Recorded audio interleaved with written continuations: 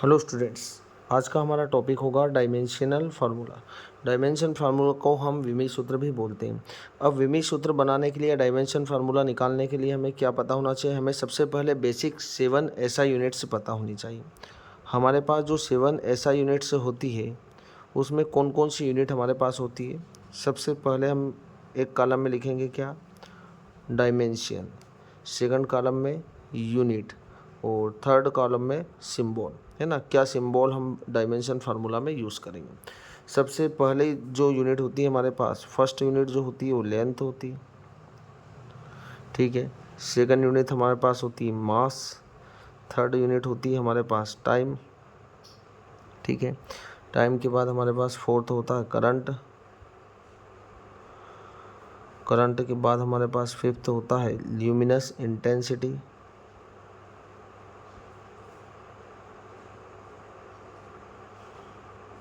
Sixth होता है temperature. और सेवन्थ जो होता है उसे हम बोलते हैं amount of substance. Amount of substance, ये 7 यूनिट्स होती है हमारे पास, है ना। अब आपको पता है लेंथ का यूनिट जो होता है वो क्या होता है? मीटर। लेंथ को अपन मेज़र करते हैं मीटर में, ठीक है। मास को यूनिट करते हैं अपन किलोग्राम में। टाइम को मेज़र करते हैं अपन सेकंड में।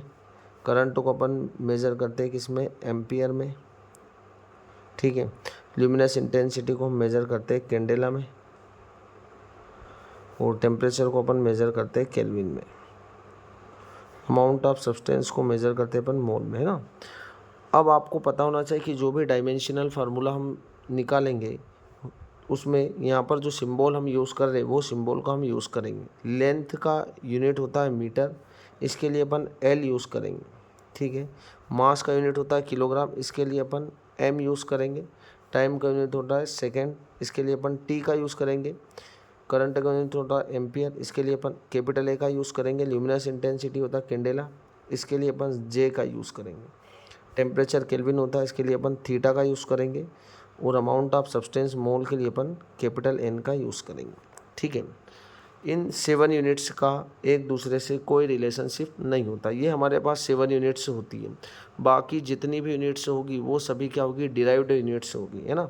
तो इनकी हेल्प से हमको डिराइव्ड करना है ना। इनका एक दूसरे से कोई रिलेशन नहीं होता है। क्या आप मीटर को किलोग्राम में कन्वर्ट कर सकते हैं? नहीं कर सकते, है ना। या मीटर को अपन सेकंड में कन्वर्ट नहीं कर सकते, या सेकंड को हम एम्पियर में कन्वर्ट नहीं कर सकते। मतलब इनका एक दूसरे से कोई रिलेशनशिप नहीं होता। मतलब ये सभी यूनिट्स एक दूसरे से इंडिपेंडेंट होती है ना।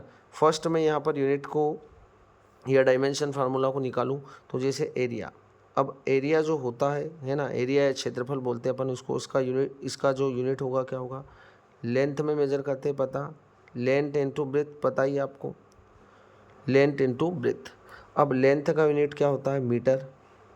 और ब्रेथ को भी आप किस में यूनिट करते हैं? मीटर में, ठीक है।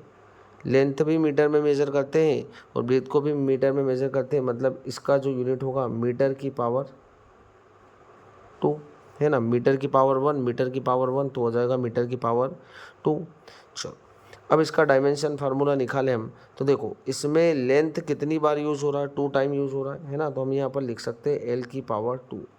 मास का कोई यूज़ नहीं हो रहा है यहाँ पर, है ना। किलोग्राम यूनिट आपको कहीं नहीं दिख रहा, तो एम की पावर आ जाएगा 0।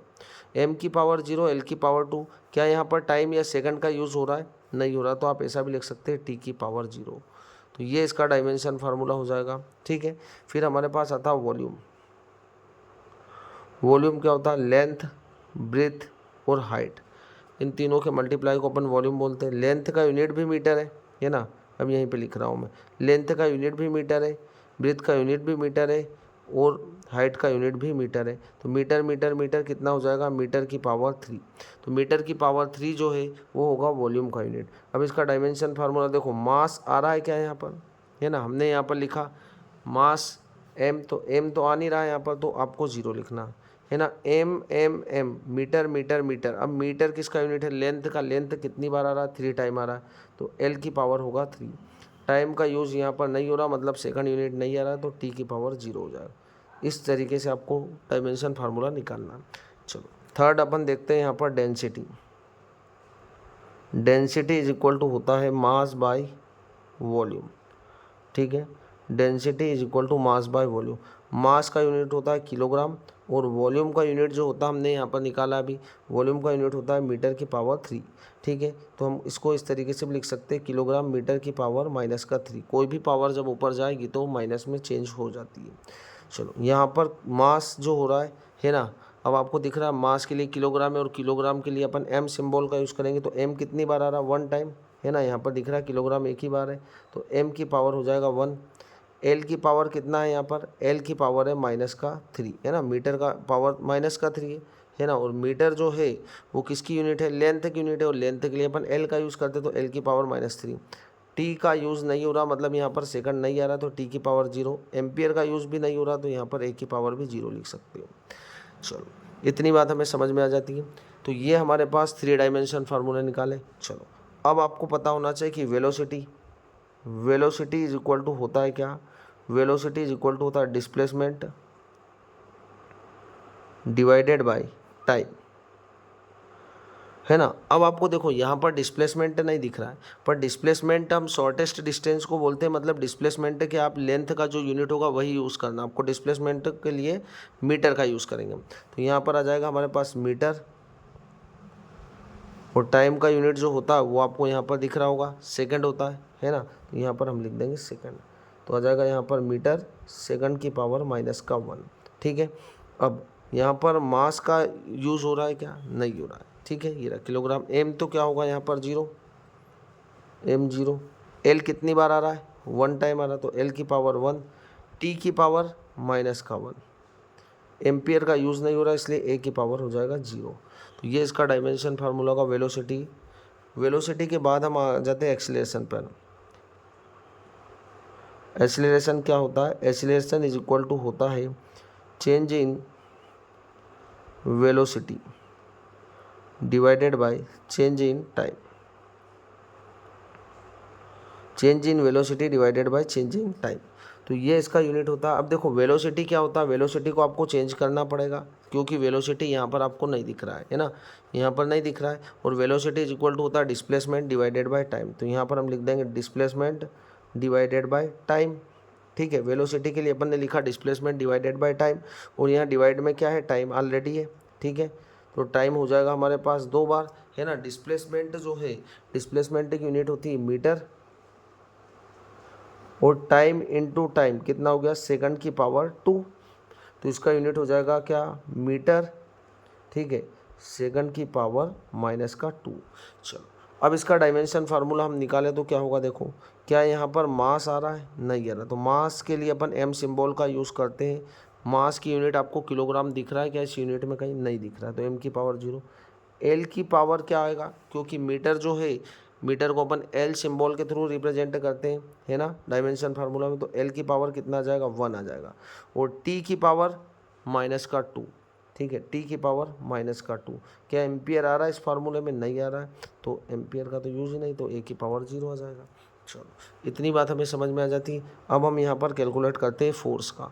फोर्स इज इक्वल टू क्या होता है, mass into acceleration, mass into acceleration होता है।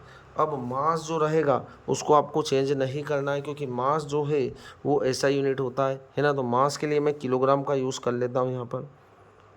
बट इस टेबल के अंदर आपको क्या एक्सीलरेशन दिख रहा है, नहीं दिख रहा, कहीं भी नहीं दिख रहा। तो एक्सीलरेशन को हमको क्या करना पड़ेगा, चेंज करना पड़ेगा। एक्सीलरेशन क्या होता है, change in velocity divided by change in time. तो मैं लिख रहा हूँ उसको वेलोसिटी डिवाइडेड बाय टाइम, ठीक है। किलोग्राम को ऐसा कैसे लिख रहा हूँ। अब वेलोसिटी क्या होता है, ये वेलोसिटी क्या होगा, velocity is equal to displacement divided by time. तो वेलोसिटी को हम लिख देंगे क्या, डिस्प्लेसमेंट डिवाइडेड बाय टाइम, और एक टाइम ऑलरेडी है, तो कितने बार हो जाएगा, टाइम यहाँ पर 2 बार हो जाएगा, ठीक है। चलो अब इसको चेंज करने की ज़रूरत नहीं है, क्योंकि ये सभी ऐसा यूनिट है। किलोग्राम भी ऐसा यूनिट है मास की। डिस्प्लेसमेंट की यूनिट क्या होती है पता ही आपको, मीटर होती है, और टाइम की यूनिट होती है सेकेंड। तो चलो इसका यूनिट होगा, देखो किलोग्राम, ठीक है। मीटर की पावर 1, सेकंड की पावर हो जाएगी कितना, -2, है ना। 2 बार है सेकंड, और सेकंड जब ऊपर जाएगा तो आपको पता है पावर हो जाएगी -2। चलो m कितनी बार है, 1 टाइम है, मास का यूनिट एक बार हो रहा है। l कितनी बार है, 1 टाइम है, और t कितनी बार हो रहा है, -2 टाइम चेंज हो रहा है। तो इस तरीके से आप डायमेंशन फार्मूला निकाल पाएंगे। समझ में आ जाती है अच्छी तरीके से बात आपको, है ना। तो ये बात हमें अच्छे तरीके से क्लियर हो जानी चाहिए कि इस तरीके से निकाला जाता। अगला एक और फार्मूला में निकालूं, फोर्स के बाद आ जाता हमारे पास वर्क। चलो अगला हम देख लेते हैं यहाँ पर वर्क का। तो वर्क इज इक्वल टू होता है क्या, force into displacement, force into displacement. अब फोर्स इनटू डिस्प्लेसमेंट होता है। चलो अब फोर्स का डायमेंशन फार्मूला मैं सीधा रखूँगा यहाँ पर, है ना। फोर्स का आप निकालेंगे तो आपको पता है कि मास इनटू एक्सीलरेशन होता है, पर मैं फोर्स का सीधा भी रख दूंगा यहाँ पर क्योंकि मैंने निकाल लिया ऑलरेडी। तो क्या रख दूंगा मैं, m1 L1 और t की पावर -2, ठीक है। इनटू क्या है, डिस्प्लेसमेंट, और डिस्प्लेसमेंट के लिए क्या यूज़ करते हैं अपन, मीटर का यूनिट यूज़ करते हैं, मतलब लेंथ का यूज़ करेंगे हम यहाँ पर, दिख ही रहा होगा आपको यहाँ पर, है ना। तो अपन क्या यूज़ करेंगे यहाँ पर, L। तो यहाँ पर मैंने यूज़ किया L, ठीक है। अब इन दोनों को ऐड कर देंगे अपन। देखो m की पावर 1, L की पावर 1, यहाँ भी कुछ नहीं है, मतलब L की पावर कितना 1 है।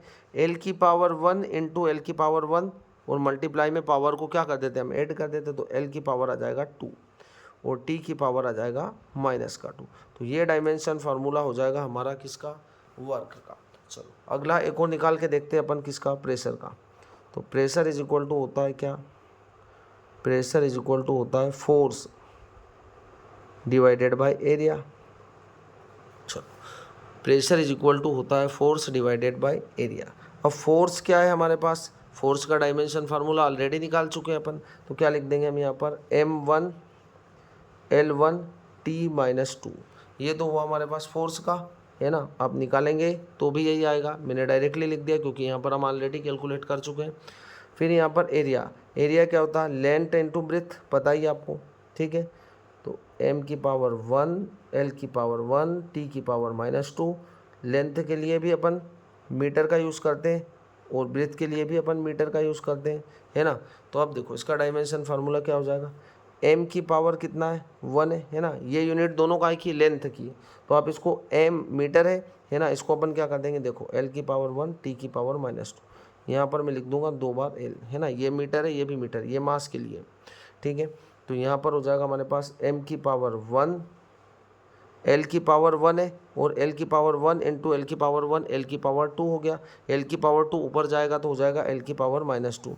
ये L की पावर 1 है और ये क्या हो जाएगा, -2, है ना। तो मैं यहाँ लिख रहा हूँ 1 -2, और t की पावर हो गया -2। तो m की पावर 1, L की पावर 1 -2 कितना हो जाएगा, -1, और t की पावर हो जाएगा -2। इस तरीके से आपको कैलकुलेट करना है। समझ में आ गई। तो हम अच्छे तरीके से डायमेंशन फार्मूले को कैलकुलेट कर सकते हैं। Thank you.